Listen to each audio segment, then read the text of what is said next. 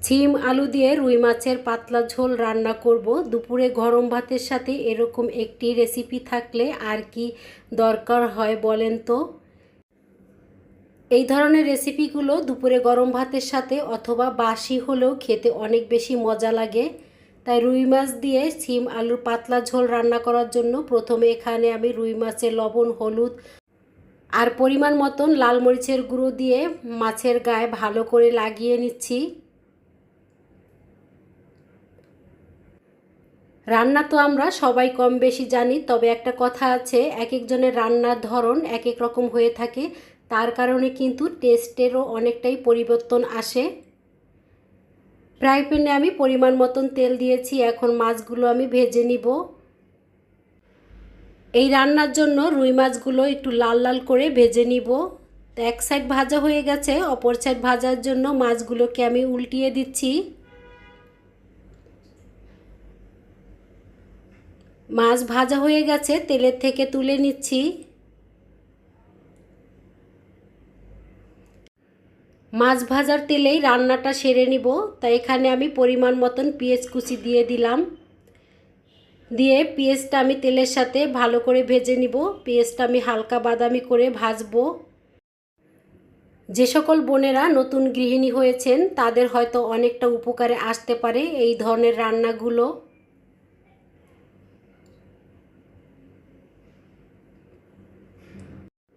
তেলের সাথে পেঁয়াজ হালকা বাদামি করে ভেজে নিয়েছি। এখন এখানে আমি দিয়ে দিব পেঁয়াজের পেস্ট আর রসুনের পেস্ট। আর এখানে অবশ্যই পেঁয়াজের পেস্টটা দিয়ে দিবেন, সেক্ষেত্রে কিন্তু ঝোলটা অনেকটাই ঘন হবে আর খেতেও কিন্তু দারুণ লাগে। প্রায় 1 মিনিটের মতন মশলাটাকে আমি কষিয়ে নিব, এর ফলে কিন্তু কাঁচা গন্ধটা চলে যাবে। এই পর্যায়ে আমি দিয়ে দিব এখানে টমেটো এবং কাঁচামরিচ। প্রথম অবস্থায় মশলার সাথে যদি এভাবে টমেটোটা ভেজে নেওয়া যায় সেক্ষেত্রে কিন্তু ঝোলটা অনেকটাই ঘন হয় আর কালারটাও কিন্তু দারুণ আসে। এখানে এখন মশলাটা কষানোর জন্য পরিমাণ মতন পানি দিয়ে দিব। এখন আমি ভালো করে পানির সাথে মশলাটা মিশিয়ে নিব। এই পর্যায়ে দিয়ে দিব পরিমাণ মতন লবণ, হলুদের গুঁড়ো, লাল মরিচের গুঁড়ো, ধনে জিরার গুঁড়ো। ঝালটা যে যেরকম খাবেন সেই পরিমাণ অনুযায়ী দিয়ে দিবেন। তবে ছিম আলুর তরকারিতে একটু ঝালের পরিমাণটা বেশি হলে খেতে কিন্তু দারুণ লাগে। রান্নার এই পর্যায়ে মশলা ভালো করে কষিয়ে নিতে হবে, এর ফলে কিন্তু রান্নার টেস্টটা আরও বেশি বেড়ে যাবে। তাই দেখতেই পাচ্ছেন ভাই বোনেরা, মশলাটা কিন্তু খুব সুন্দরভাবে কষানো হয়ে গেছে, কালারটাও কিন্তু চেঞ্জ হয়ে গেছে আর টমেটোগুলো কিন্তু গলে গেছে। এখন এখানে আমি দিয়ে দিব ছিম আর আলু।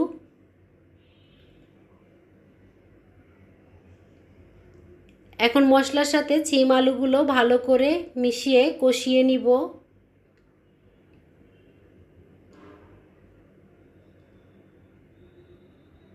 বাজারে নতুন ছিম পাওয়া যাচ্ছে, এই ছিমগুলো কিন্তু প্রথম খেতে কিন্তু দারুণই লাগে। শীতের দিনে একরকম স্বাদ আর এই পর্যায়ে কিন্তু খেতে আরেক রকম স্বাদ হয়।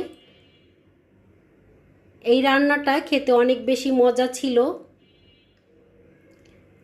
তো অফ ক্যামেরায় ছিম আলু ভালো করে মশলার সাথে কষিয়ে নিয়েছি। আলু আর ছিম প্রায় কিন্তু 40% সিদ্ধ হয়ে গেছে। এখন এখানে আমি পরিমাণ মতন পানি দিয়ে দিব।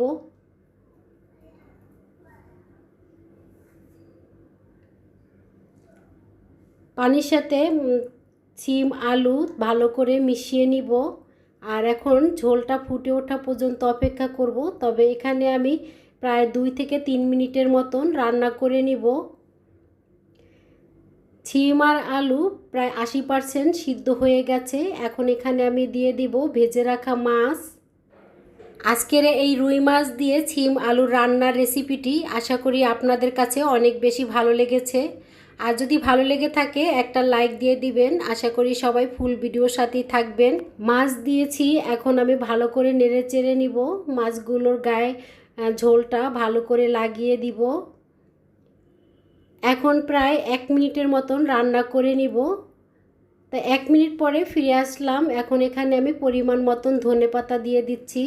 যে সকল ভাই বোনেরা ভিডিওটা দেখতে দেখতে এই পর্যায়ে চলে আসছেন তাদেরকে অনেক অনেক ধন্যবাদ জানাচ্ছি ফুল ভিডিওর সাথে থাকার জন্য। আর ধনেপাতা দেওয়ার পরে কিন্তু আর রান্না করতে হবে না, কারণ ধনেপাতা দেওয়ার পরে যদি রান্নাটা বেশি হয় সেক্ষেত্রে কিন্তু ধনেপাতার ফ্লেভারটা থাকে না। এই পর্যায়ে আমি চুলাটা অফ করে দিব।